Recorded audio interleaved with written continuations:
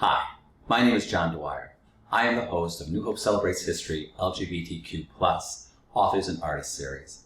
Thank you for joining us today. Last year we had a wonderful first season. This year we're going to have another one. I'm going to now introduce you to Jobert Abueva. Mr. Abueva is a personal friend of mine. He was involved with the Pete Buttigieg campaign, which I was involved with, and he's also a noted author. Let me tell you something about him. Let me tell you about where he's been featured. He's been featured in the New York Times. He's been featured in the Philadelphia Inquirer. He's been featured in the Bucks Courier Times. He's been featured in the Bucks County Herald. He's been featured in Fortune magazine. He's quite well noted and has won several prizes and scholarships throughout his years. And you're going to be hearing from him shortly. I do want to ask you a special favor, though. If you enjoy this series, as I know that you do, I want you to put your hands in your pockets and maybe help us a little bit, because this is very important. If there's something that's important about us in the gay world, LGBTQ plus world, it's we need to know where we've been, so we need to know in order to know where we're going. It's so important to recognize our history, and now is a time for us to tell our stories, the ones that we're proud of, the ones that we have created for ourselves. But with no further ado, let me introduce you to now Jobert Abueva. Hi, I'm Jobert Abueva. I now live here in New Hope and Solebury Township, Pennsylvania. Very nice to be with you. I was born in Manila, the Philippines in 1964 to an assistant professor of public administration at the University of the Philippines, Dr. Jose Veloso Abueva, who set eyes on a co-ed, Maria Socorro Encarnacion. Together, they were known as Pepe and Corain, and they had 4 children. I am the second. It goes girl, boy, girl, boy. By the time I was 3, I had already lived in Honolulu and Brooklyn, where my father was a visiting professor at CUNY, the City University of New York. I remember my earliest days were in Flatbush at our apartment, where I used to fly my DC-6 model airplane that Santa Claus left me for Christmas. I would pretend to fly it through the kitchen, into the bedrooms, and underneath my father's desk. And unfortunately, one day, I had an accident and rammed the airplane into my eye. And so I had to have several stitches on an already very weak eye, and kind of left me as a cyclops. So that was unfortunate, and years later, my mom brought me to a faith healer, hoping that he could cure me of my vision problems. We visited the faith healer 3 times to no avail, and let's just say it was a case of blind faith. I attended 1st to 3rd grade at Ateneo de Manila, which was run by the Jesuits. My parents were devout Catholics, so we read the Bible and went to Mass every Sunday. I also loved spending time in the library. You could not keep me away from the library and borrowing books and bringing them home by the dozen. In fact, for a couple of years, I was awarded an outstanding library citizen. If you look really closely at my report cards or any document in the day, my actual name then was Jose Egbert, not Jobert. And the quick story is that before I was born, my father had a very good friend from Eugene, Oregon, who was a visiting professor at the University of the Philippines named Egbert Wenger. And he was dying of cancer, and my father called up Egbert's son and said, if we have a boy, we'll name him Egbert. And a week later they did.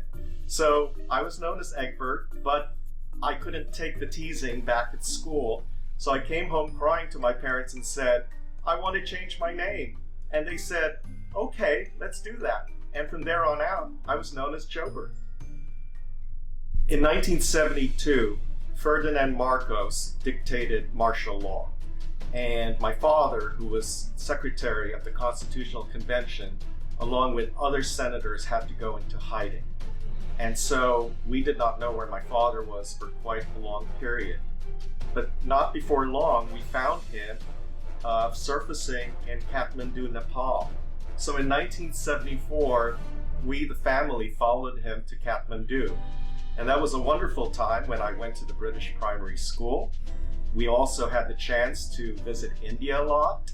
I remember a wonderful trip when we went to Calcutta, New Delhi, Agra to see the Taj Mahal, Khajuraho, and Varanasi. It was a wonderful time where there was no television or radio.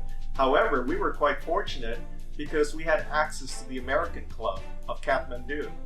And that's where I got to watch several movie classics. I was age 10, and that's the first time I actually saw Soylent Green, Barefoot in the Park, Barbarella, and Butch Cassidy and the Sundance Kid. After Kathmandu in 1975, my father was transferred to Bangkok, Thailand. There, I returned to Catholic instruction, went to Ramrudi International School. My favorite subject was English. We returned to Manila in 1976. The Philippines was still under martial law, but it was safer for my family to return. Because we were off schedule to the Filipino curriculum, I had to attend international school in Manila. And this was also the time when I got my first job ever. I was a broadcaster. I actually was a co-anchor on Newswatch Junior Edition, which ran on the weekends. And funny enough, I got all the political stories that were pro-Marcos. And it had to do with the fact that my father was a politico who was, in a way, anti-Marcos. But I guess that was the price of being on the air, which I really did enjoy because I got to meet celebrities, I got to interview them, I also got to learn a lot about different pastimes when I interviewed people who would collect stamps or do some interesting things. So it was a wonderful time. In a funny way, I enjoyed being a small C celebrity signing autographs, and we even won a Filipino Emmy. Then came 1977 when my father took an assignment with the United Nations University in Tokyo, Japan. And wouldn't you know it, we, the whole family, followed him to Tokyo. I attended St. Mary's International School. It was an all-boys school run by the Brothers of Christian Instruction in Montreal, Quebec. And that's where I studied Japanese, where I made a lot of friends from all over the world. And I was what you would call a BMOC, a big man on campus. I wanted to do everything. I did everything from brain bowl to speech competitions to debate, working on the yearbook, on what the Diplomat, that's what our newspaper was called. I ran track and field. I was on the student council. I even was the vice president and president of the student council. I did it all. But during my time there, I also enjoyed being a teenager. I was a huge fan of the Tokyo Yomiuri Giants baseball team, and I was really into Japanese pop music. I remember my father was such a prolific writer. He wrote presidential biographies. He wrote a lot about his discipline, which was public administration and political science. So he was always in his house library, home library, and he would encourage us children to write. I wanted to make him proud, so he would say, "So why don't you write something?" And he would give me this yellow pad paper and pencils, and I found myself writing a lot of poetry, and I even talk about it in my memoir. I also recall I had a crush. I was in 2nd or 3rd grade, and I had a crush on this boy who was probably 4th or 5th grade. And I was so enamored with him that he caused me to write a book about him. So I wrote about him living in New York with his family. And my mother even shared it with a friend of hers who was an editor-publisher. But unfortunately, the editor-publisher friend said, "This story is too American. It won't do for a Filipino audience." Throughout all my years, I loved writing for the school newspaper, even as early as 3rd grade. I remember my stories were always front page of the Ateneo, the Blue Horn. That's what the newspaper was called. And even if my school did not have a newspaper, I would create my own newspaper and name myself editor. After graduating from high school in 1982, I landed at the University of Michigan in Ann Arbor. I took my father's advice and studied economics, but my interest in Asian studies led me to my double major. I did everything when I was at the University of Michigan. I was an orientation leader. I worked in the career planning and placement office. I even was a resident advisor. In fact, I was the resident advisor for the men's swimming and gymnastics teams. It was kind of easy because their coaches said, "Jobert, if any of the boys cause you trouble, just call us." They had curfews that started at 10 p.m. and they had to get up at 4 a.m. So in a way, my job was really easy. In my final year, I actually went off campus and lived with the swim team. I even served as sort of the mascot of the swim team and made many friends there. Upon graduating in 1986, I took on my first job at the May department stores, the May company in Cleveland. They were the only ones who were willing to hire an international student at the time, so that's how I ended up in retail. I lived right on Lake Erie. I was kind of miserable my first 6 months because I did not know anyone. But soon enough, I found my friends and had a wonderful 2.5 years in Cleveland. From there, I moved on to New York City. I took a job with Macy's at Herald Square.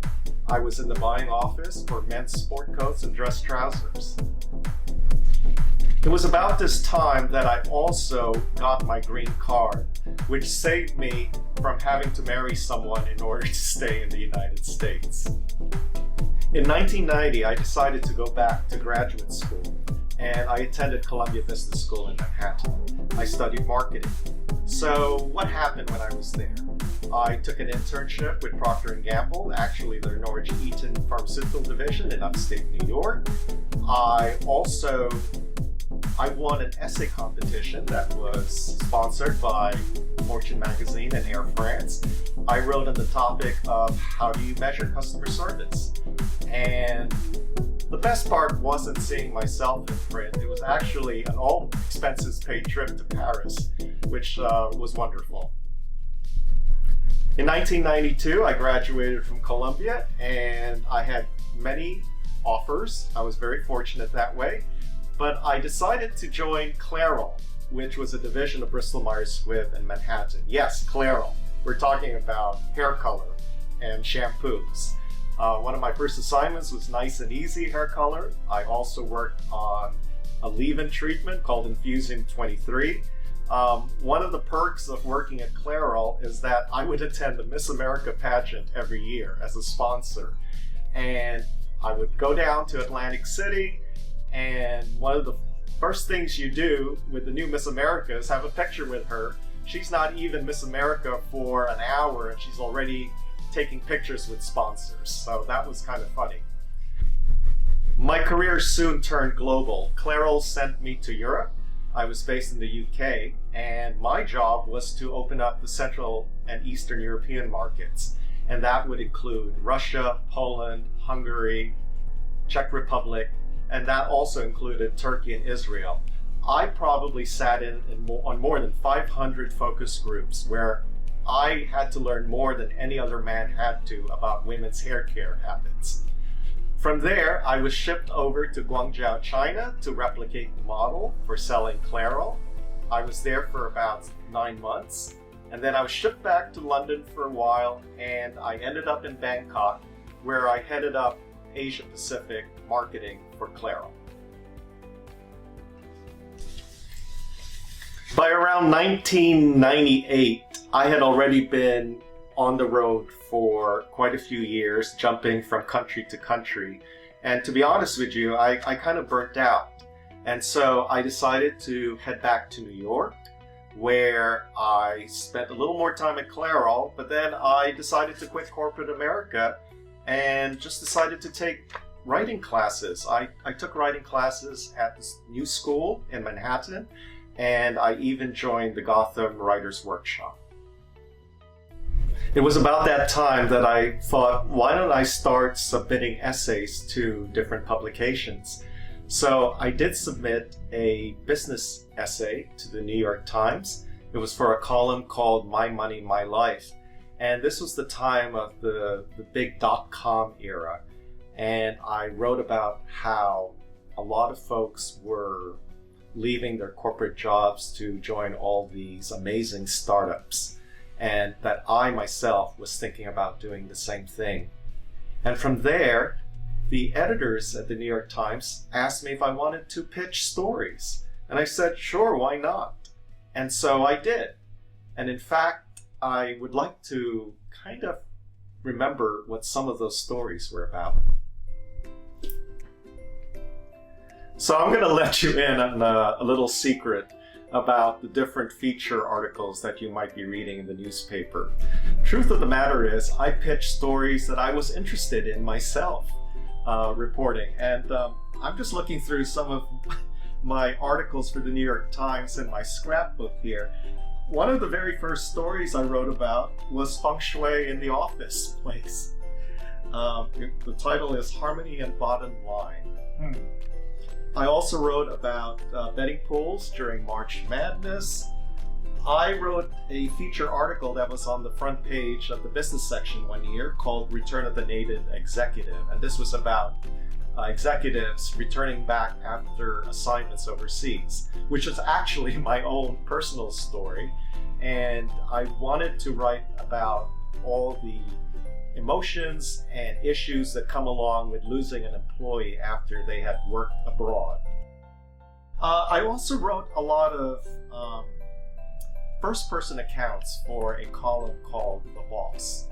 And I wrote about their experiences, how they got into their current positions. Some of the folks I wrote about included, I don't know if you know who Gelman is. He's the producer-director of Live with, at the time, it was Live with Regis and Kathy Lee. And so I wrote about him. I wrote about a lot of CEOs of different ad agencies and different businesses. Oh my goodness. One of the CEOs I wrote about, I had pitched Donald J. Trump, editor, once.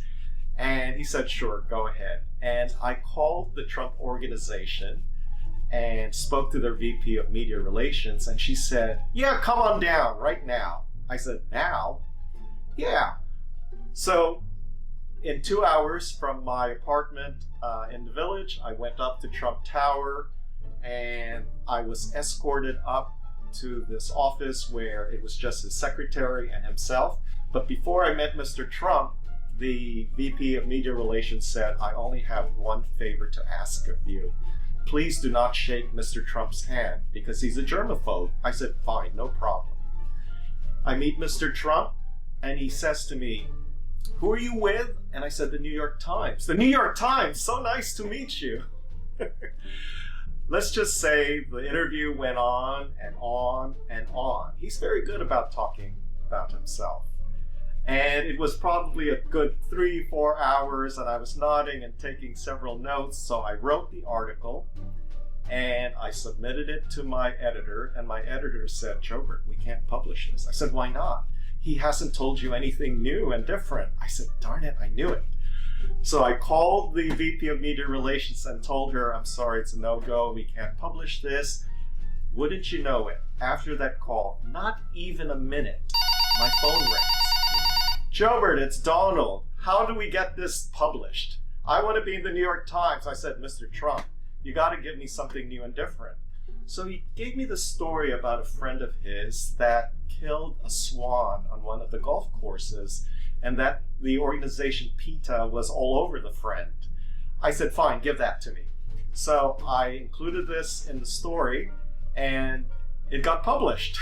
So it's not one of my most happy moments, shall we say, to be doing this.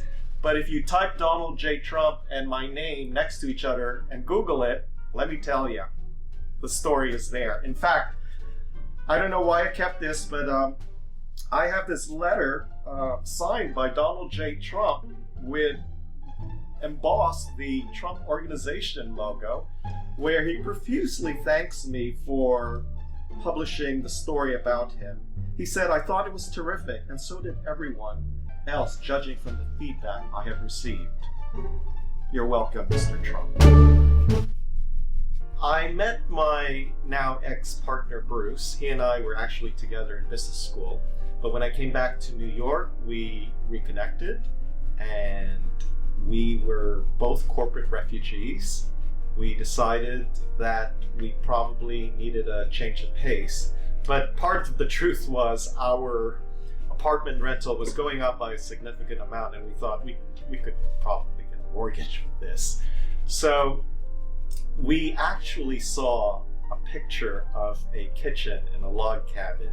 It was in a Lisa James Auto real estate ad in the New York Times real estate section. And Bruce said, that's the place for us, just based on that picture. Never did we ever think of moving to New Hope. And so we came out and saw the house. It is the former Old Hope Antiques site. We loved the fact that it was a 1720s log cabin, and that part of the house is on top of it. On top of a 1860s frame house was built this new addition, which served as their showroom. So we loved the place, and we moved in December of 2000. Bruce wanted to be an antiques dealer. There's a storefront, and I wanted to be a writer. And that's about the time that we opened up Monkey Hill. And Monkey Hill was a wonderful adventure in retail and entrepreneurship. Bruce was the eye of Monkey Hill, and I supported him. We actually ended up opening our shop at ABC Carpet and Home in Manhattan. So we commuted into New York every day for about 3 years. Thereafter, we moved to Lambertville. We opened up Monkey Hill in between the 2 chapters of The Blue Raccoon. One of the most wonderful memories about having the shop in Lambertville was that Bruce and I started the Lambertville Pet Masquerade in 2005. We wanted to do it for those who were affected by Katrina and Rita, and it was a beautiful Sunday afternoon. We ended up having over 100 pet entries for the Pet Masquerade. The crowds were so huge that the Lambertville police, we could hear them say, "It's larger than the Peace March, we need backup now." It was a wonderful event, and we're pleased. I'm very happy that even after all these years, it continues to be a Lambertville tradition. Since living in New Hope, I've been afforded many opportunities to write.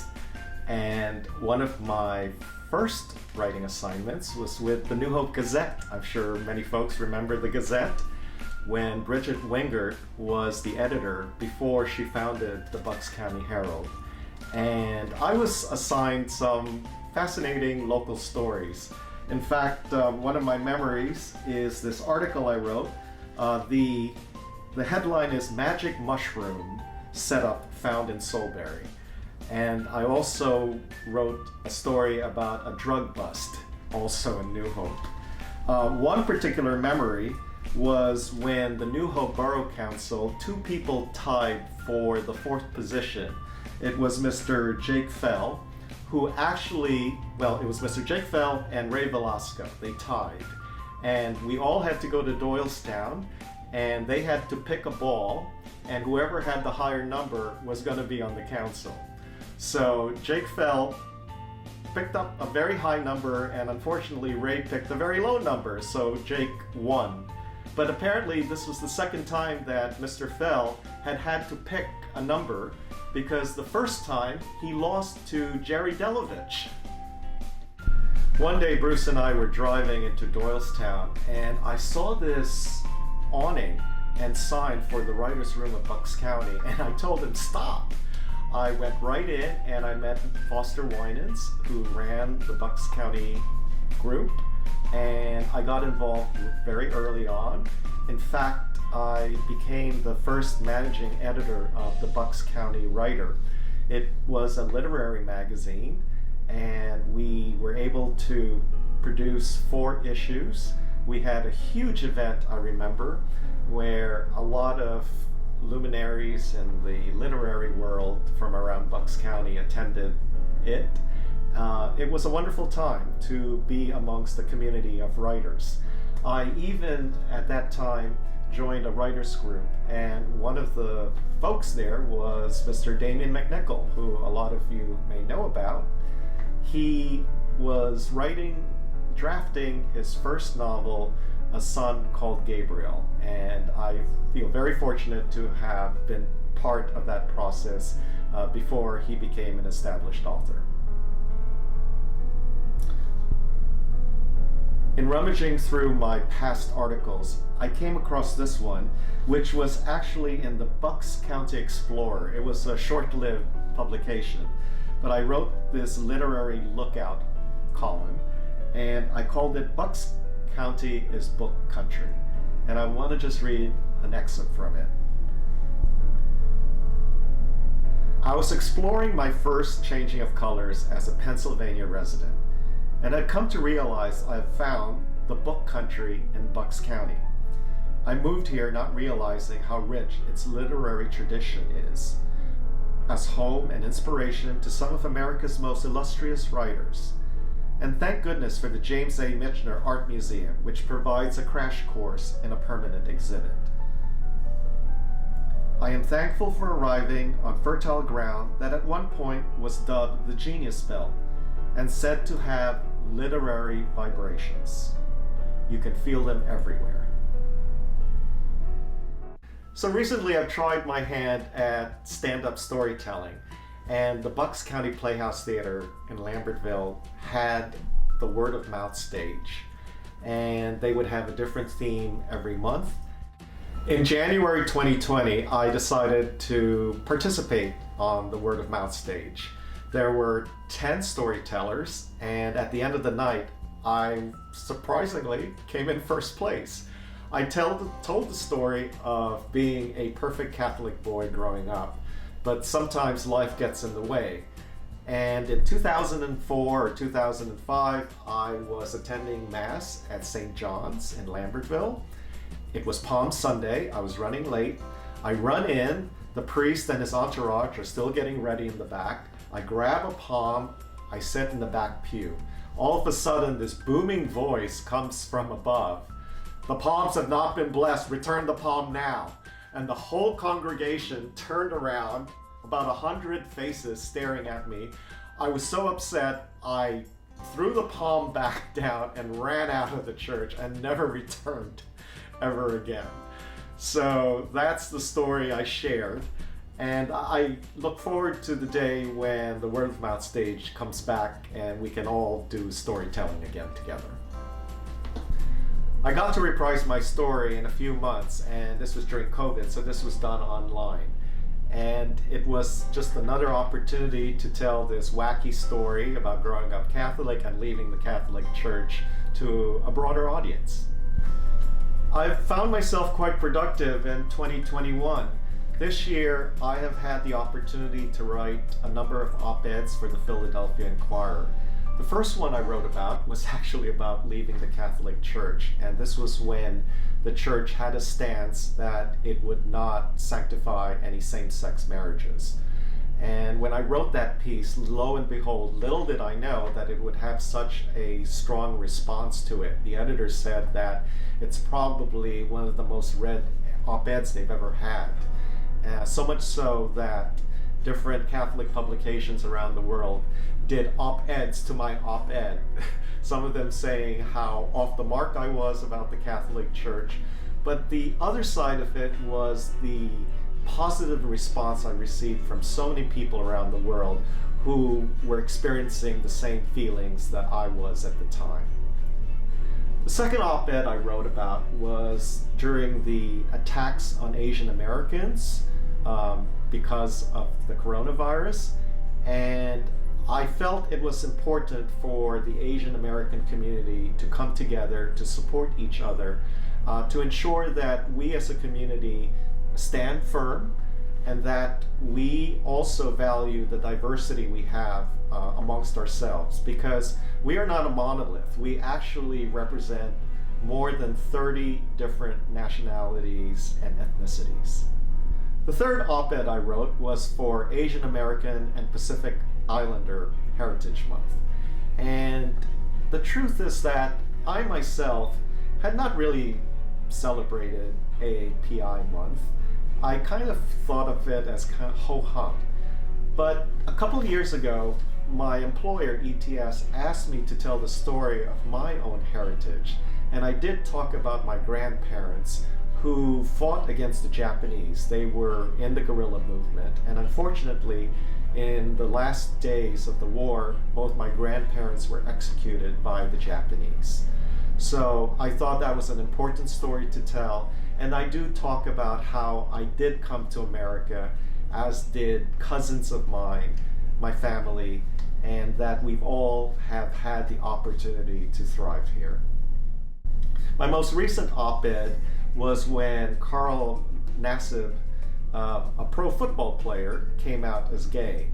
At this point, it shouldn't be so surprising. There have been many athletes, gay athletes, who have come out before him, but he is the first one who is active in a league.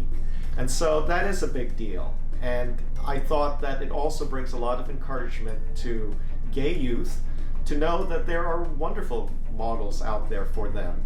And so that's why I wrote about it. And my hope is to continue to write more op-eds. Flash, that is a new subgenre for both fiction and nonfiction. And what that means is that you can write a piece that is only 100 words, 250 words, or 750 words. And what I did this year was enter a competition on Flash Memoir that was up to 750 words.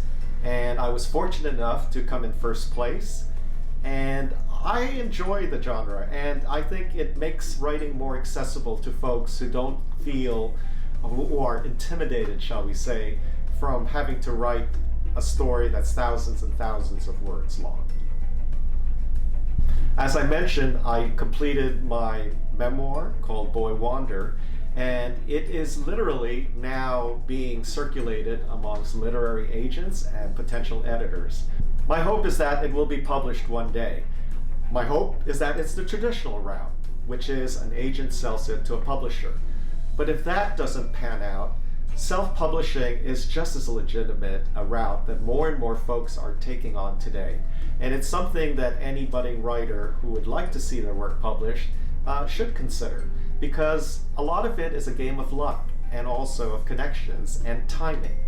An agent needs to really fall in love with your work, and then the agent needs to persuade the editor that they love it as well. So in today's world, both routes are viable and available to everyone. On the activism and volunteering front, I became active during the last presidential election cycle. I was a big supporter of Mayor Pete. I held a fundraiser in my home. I became a congressional district PA1 delegate candidate for him until he dropped out. I got to write about it in the Philadelphia Inquirer. I am also a member of HRC Bucks, supporting equality for members of the LGBTQ plus community. And I am supporting their political action committee. I also volunteer as a board member of the Acme Screening Room in Lambertville, New Jersey. This is an art cinema venue. We show independent films on the weekends. We also have carpool cinemas and online offerings. I've also very much enjoyed being part of New Hope Celebrates parade every May, whether it's with my church, St. Philip's Episcopal, or as part of the Acme Screening Room. And I very much look forward to the day when we can all celebrate again outdoors. I've been quite fortunate to have my global marketing career. After Claro, I've also worked in the oil and gas sector. And most recently, these past 7 years, I've been heading up marketing for ETS. And I'm glad to have it because it supports my writing habit. I, in a way, have come full circle because I myself was once an international student that took the TOEFL test in order to get into an American university. And this time around, I get to support the study abroad dreams of other students around the world. One of my roles at ETS is also as an executive sponsor for the LGBTQ+, what we call the Business Resource Group. And this ensures that this community has a voice in the policies and programming that happens at ETS. I am definitely finding more time for my writing and reading. I hope to write more op-ed pieces, write more short stories, continue to work on more memoir pieces, and who knows what the future holds. Maybe even try my hand at a novel. If you'd like to write, my first piece of advice is to read. Read what you want to write about, and read about the art of writing. I have several favorite books in writing. One of them is Bird by Bird by Anne Lamott. I don't know if you're familiar with her, but I love the way she approaches the craft of writing. I also enjoy this book written by Brenda Ueland. She actually wrote it back in the 1930s, but the advice for writers is invaluable and still relevant even after all those years. And surprisingly, I am not a Stephen King reader necessarily. I've watched Carrie, but his book called On Writing has wonderful advice. It's very straightforward, and I think you'll enjoy it too.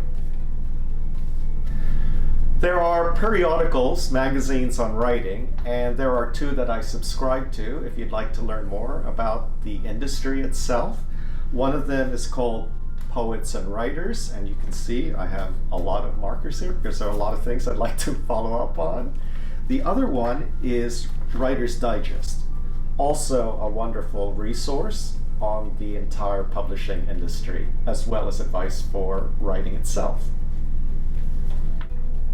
I also suggest that you look for writing classes.